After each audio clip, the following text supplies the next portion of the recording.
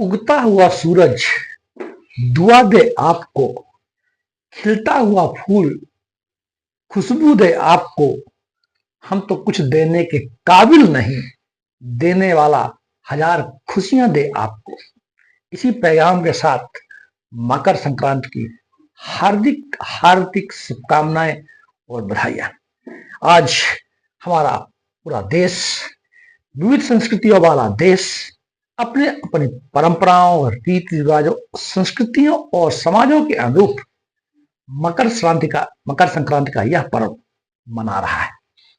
भारत के विभिन्न राज्यों में या विभिन्न नामों से अभिहित किया जाता है। जैसे उत्तर भारत के राज्यों में इसे खिचड़ी मकर संक्रांति कहते हैं, तमिलनाडु में इसे पोंगल कहते हैं, पंजाब में इसे लोहड़ी कहते हैं, असम में इसे भोगली बिहू कहा जाता है। क्या महत्व है इसका? इसके संबंध में आज हम चर्चा करना चाहेंगे। इसकी खगोलीय जो पृष्ठभूमि है उसके बारे में, ज्योतिष का जो इसके सिग्निफिकेंट है उसके संबंध में, और किस तरह से इस त्योहार को हम सेलिब्रेट करते हैं, इसका प्राकृतिक, सामाजिक, हेल्थ एंड हाइजीनिक, पारंपरिक और सामाजिक दृष्टिकोण से क्या महत्व है। तो हम चर्चा शुरू करने जा रहे हैं। मकर संक्रांति, मकर वास्तव में जो हमारी 12 राशियां होती हैं उसमें से एक राशि है मकर राशि। 12 राशियां कौन कौन सी हैं? वैदिक ज्योतिष में उन 12 राशियों के नाम लिखे हुए हैं। पहले मैं उनका नाम ले लेता हूं। पहली राशि है मेष, दूसरी है वृषभ, तीसरी है मिथुन, चौथी है कर्क, पांचवी है सिंह, छठी है कन्या, सातवीं है तुला, आठवीं है वृश्चिक, नौवीं है धनु, 10वीं है मकर, 11वीं है कुंभ और 12वीं है मीन। ज्योतिषी जो राशियां 12 राशियां बताई गई हैं उसमें 10वें स्थान पर 10वीं राशि मकर राशि है और इसे मकर संक्रांति कहते हैं। मतलब इसका यह है कि सूर्य भगवान, सूर्य देवता मकर राशि में प्रवेश कर रहे हैं। मकर राशि प्रवेश कर रहे हैं मतलब जो 12 राशियां हैं ये 12 माहों को रिप्रेजेंट करती हैं। इसके पहले सूर्य धनु राशि में थे, अब ये मकर राशि में प्रवेश कर रहे हैं। इसको अगर हम ग्लोबल के दृष्टिकोण से, जो हमारा ग्लोब बना हुआ है जिसमें काल्पनिक अक्षांश रेखाएं बनाई गई हैं, उसके दृष्टिकोण से अगर हम समझें तो पृथ्वी का एक ग्लोब है जिसमें जो 0 डिग्री यामोत्तर है उसे हम भूमध्य रेखा कहते हैं। इसके ऊपर 23.5 डिग्री उत्तरी अक्षांश और इसके जो भूमध्य रेखा उसके ठीक नीचे 23.5 डिग्री जो है मकर रेखा, ऊपर 23.5 डिग्री कर्क रेखा, नीचे 23.5 डिग्री मकर रेखा। सूर्य इसी कर्क रेखा और मकर रेखा के बीच गमन करते हैं। मकर रेखा के नीचे नहीं जाते हैं और कर्क रेखा के ऊपर नहीं जाते हैं, माने कर्क रेखा के उत्तरी पार्ट में नहीं जाएंगे और मकर रेखा के निचली पार्ट में नहीं जाएंगे। जो भूमध्य रेखा है उसके नीचे का जो गोलार्ध है वह दक्षिणी गोलार्ध कहलाता है और ऊपर का जो पार्ट है वह उत्तरी गोलार्ध कहलाता है।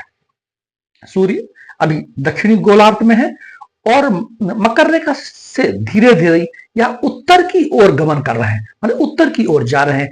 भूमध्य रेखा में आएंगे, फिर भूमध्य रेखा से कर्क रेखा की ओर बढ़ेंगे और 21 जून को एक कर्क रेखा में सीधा चमकते हैं और इधर 21 दिसंबर को मकर रेखा में सूर्य भगवान सीधा चमकते हैं।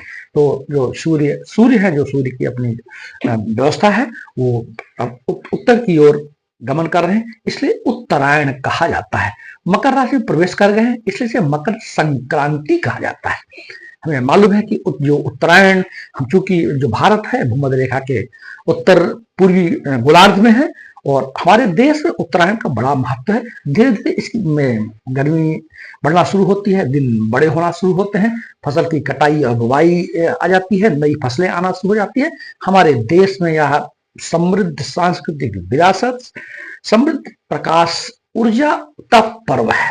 इसको हम विभिन्न तरीकों से सेलिब्रेट करते हैं। कहीं इसको तिल और गुड़ से, मिठाइयों से, पतंगबाजी से, दान पुण्य से ऐसा माना जाता है कि मकर संक्रांति के दिन पवित्र नदियों में, गंगा, यमुना, गोदावरी जैसे पवित्र नदियों में स्नान करने से पापों का शमन होता है।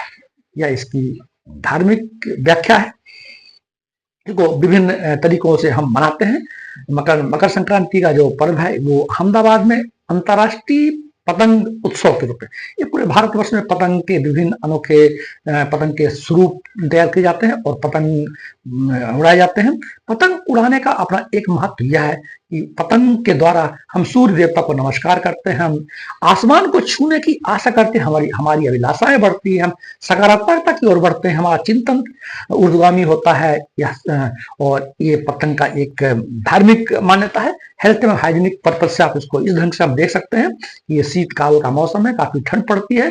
सामान्य तौर पर जो शीतकाल का मौसम होता है, हमारी शारीरिक गतिविधियां थोड़ी कमजोर पड़ जाती हैं, कम हो जाती हैं। अतः ये इसको हम परंपरा से, त्योहार से जोड़ करके लोग बाहर निकले, पतंगबाजी करें, शरीर की गतिविधियां बढ़े, सूर्य की जो रश्मियां हैं, विटामिन डी है, शरीर में पड़े, जिससे शरीर स्वस्थ हो, विटामिन डी हो, हड्डियां मजबूत हों। इसकी हेल्थ एवं हाइजीन पर्पज से पतंग उड़ाने की परंपरा को अगर हम देखें तो कहां शुरू होता है, ऐसा इतिहास में पढ़ने को मिलता है कि आज से कोई 2000 वर्ष पहले चीन में एक परंपरा शुरू हुई थी।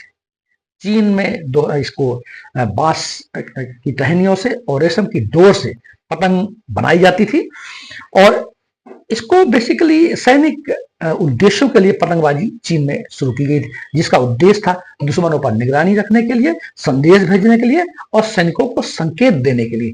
चीन में इसे फेंग झेंग कहा जाता था, फेंग झेंग कहा जाता है। भारत में यह ऐसा इतिहास में पढ़ने को मिलता है कि यह 16वीं शताब्दी में शुरू हुआ, मुगलों के शासनकाल में शुरू हुआ, या उस समय राजशाही खेल था। धीरे धीरे यह त्योहारों से जुड़ करके सांस्कृतिक परंपरा का एक भाग बन गया।